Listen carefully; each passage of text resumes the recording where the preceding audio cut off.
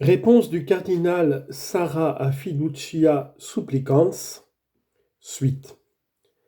La parole de Dieu transmise par la Sainte Écriture et la tradition est donc le seul fondement solide, le seul fondement de vérité sur lequel chaque conférence épiscopale doit toujours pouvoir bâtir une pastorale de miséricorde et de vérité envers les personnes homosexuelles. Le catéchisme de l'Église catholique nous en offre une puissante synthèse. Il répond au désir du Concile Vatican II d'amener tous les hommes, par le resplendissement de la vérité de l'Évangile, à rechercher et à recevoir l'amour du Christ qui est au-dessus de tout. Il me faut remercier les conférences épiscopales qui ont déjà fait ce travail de vérité, en particulier celles du Cameroun, du Tchad, du Nigeria, etc., dont je partage et fais mienne les décisions, et l'opposition ferme et inébranlable à la déclaration Fiducia Supplicans. Il faut encourager les autres conférences épiscopales nationales ou régionales et chaque évêque à faire de même. Car je me permets d'ajouter, chacun d'entre nous sera jugé devant le tribunal du Christ, le tribunal de la vérité, de la justice, de la miséricorde et de l'amour. Fin de commentaire.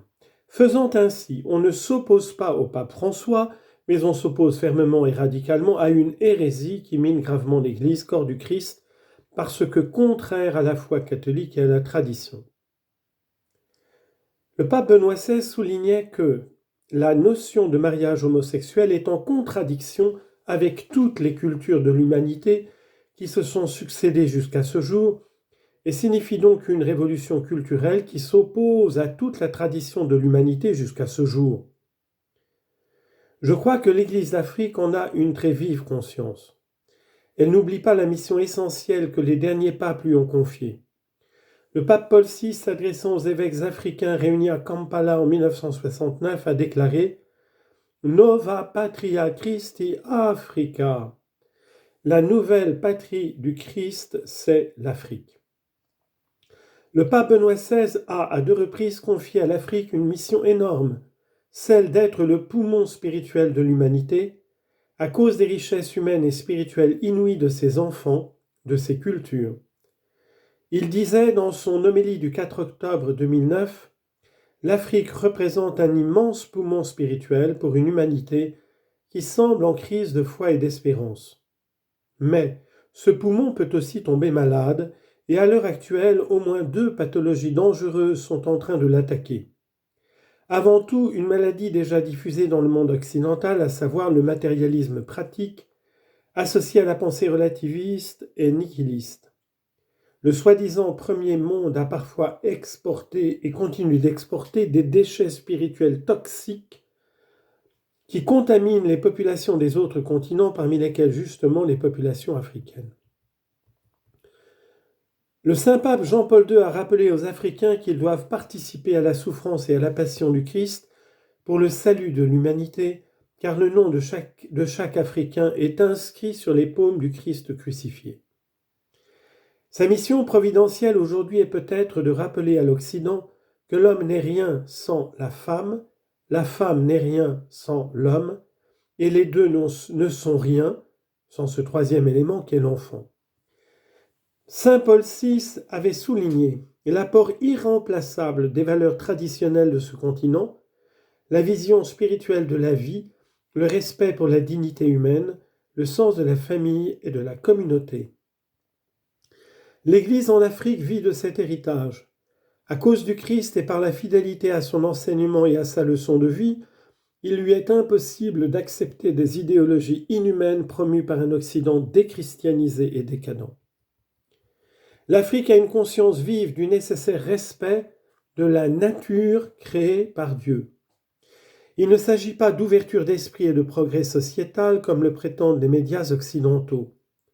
Il s'agit de savoir si nos corps sexués sont le don de la sagesse du Créateur ou bien une réalité sans signification, voire artificielle.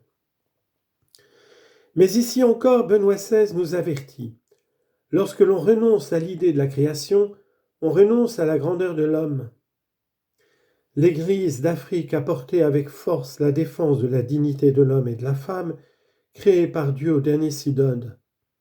Sa voix est souvent ignorée, méprisée ou considérée comme excessive par ceux qui n'ont pour unique obsession que de complaire aux lobbies occidentaux. L'Église d'Afrique est la voix des pauvres, des simples et des petits. Elle est chargée de clamer la parole de Dieu face à des chrétiens d'Occident qui, parce qu'ils sont riches, dotés de compétences multiples en philosophie, en sciences théologiques, bibliques, canoniques, se croient évolués, modernes et sages, de la sagesse du monde. Mais la folie de Dieu est plus sage que les hommes. 1 Corinthiens 1, 25.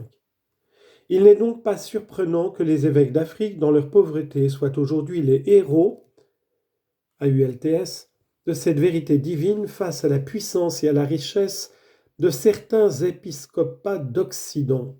Car ce qu'il y a de fou dans le monde, voilà ce que Dieu a choisi pour confondre les sages. Ce qu'il y a de faible dans le monde, voilà ce que Dieu a choisi pour confondre ce qui est fort. Ce qui est dans le monde est sans naissance, et ce que l'on méprise, voilà ce que Dieu a choisi. Ce qui n'est pas, voilà ce que Dieu a choisi pour réduire à rien ce qui est, afin qu'aucune chair n'aille se glorifier devant Dieu. 1 Corinthiens chapitre 1, versets 27 à 28. Mais, osera-t-on les écouter lors de la prochaine session du synode sur la synodalité? Ou doit-on croire que, malgré les promesses d'écoute et de respect, il ne sera tenu aucun compte de leurs avertissements comme on le voit aujourd'hui? Méfiez-vous des hommes, Matthieu chapitre 10, verset 22, dit le Seigneur.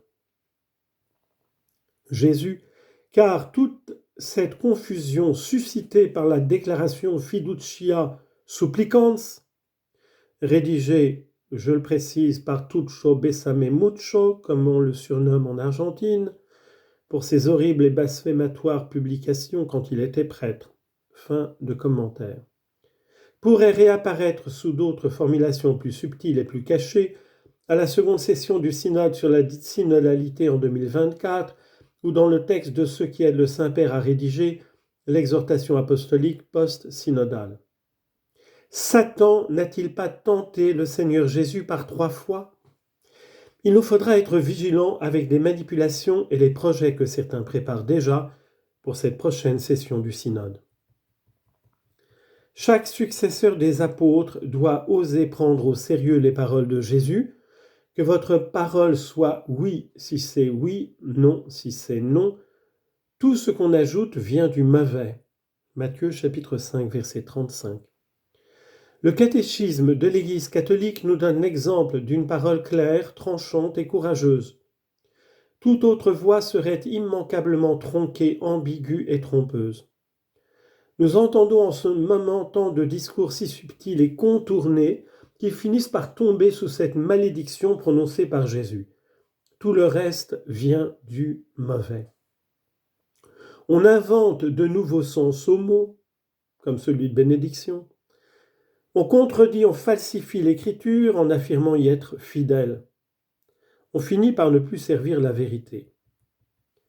Aussi, permettez-moi de ne pas tomber dans de vaines arguties à propos du sens du mot bénédiction. Il est évident que l'on doit prier pour le pécheur, pour sa conversion. Il est évident que l'on peut bénir l'homme qui, peu à peu, se tourne vers Dieu pour demander humblement une grâce de changement vrai et radical de sa vie. La prière de l'Église n'a jamais été refusée à personne. Mais elle ne peut jamais être détournée pour devenir une légitimation du péché, de la structure du péché, ou même de l'occasion prochaine du péché. Le cœur contrit et pénitent, même s'il est encore loin de la sainteté, doit être béni. Mais souvenons-nous que devant le refus de conversion et l'endurcissement, nulle parole de bénédiction ne sort de la bouche de saint Paul, mais plutôt cet avertissement, citation, « Avec ton cœur endurci qui ne veut pas se convertir, tu accumules la colère contre toi pour ce jour de colère où sera révélé le juste jugement de Dieu, lui qui rendra à chacun selon ses œuvres. » Romains chapitre 2, versets 5 à 6. Il nous appartient d'être fidèles à celui qui nous a dit « Je suis venu dans le monde pour ceci, rendre témoignage à la vérité. Quiconque appartient à la vérité écoute ma voix. Jean chapitre 18, verset 37. Il nous appartient comme évêques, comme prêtres, comme baptisés de rendre témoignage à notre tour à la vérité. Si nous n'osons pas être fidèles à la parole de Dieu, non seulement nous le trahissons, mais nous trahissons aussi ceux auxquels nous nous adressons. La liberté que nous avons à apporter aux personnes vivant au sein d'unions homosexuelles réside dans la vérité même de la parole de Dieu. Comment oserions-nous leur faire croire qu'ils seraient bons et voulus par Dieu, qu'elles demeurent dans la prison de leurs péchés? Citation, « Si vous demeurez fidèles à ma parole, vous êtes vraiment mes disciples, alors vous connaîtrez la vérité, et la vérité vous rendra libre. » Jean chapitre 8, versets 31 et 32. N'ayons donc pas peur si nous ne nous sommes pas compris et approuvés par le monde. Jésus nous l'a dit, le monde me hait parce que je rends témoignage que ses œuvres sont mauvaises. Jean chapitre 7, verset 7.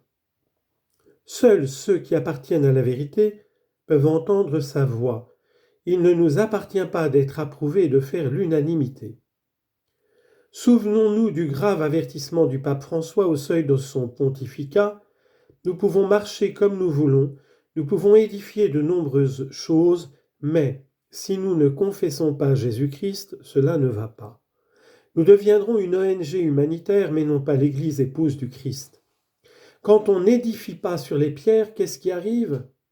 Il arrive ce qui arrive aux enfants sur la plage, quand ils font des châteaux de sable, tout s'écroule, car tout cela est sans consistance. Quand on ne confesse pas Jésus-Christ, me vient la phrase de Léon Bloy, celui qui ne prie pas le Seigneur prie le diable. Quand on ne confesse pas Jésus-Christ, on confesse la mondanité du démon. Un mot du Christ nous jugera, celui qui est de Dieu écoute les paroles de Dieu. Et vous, si vous n'écoutez pas, c'est que vous n'êtes pas de Dieu. Jean chapitre 8, verset 47.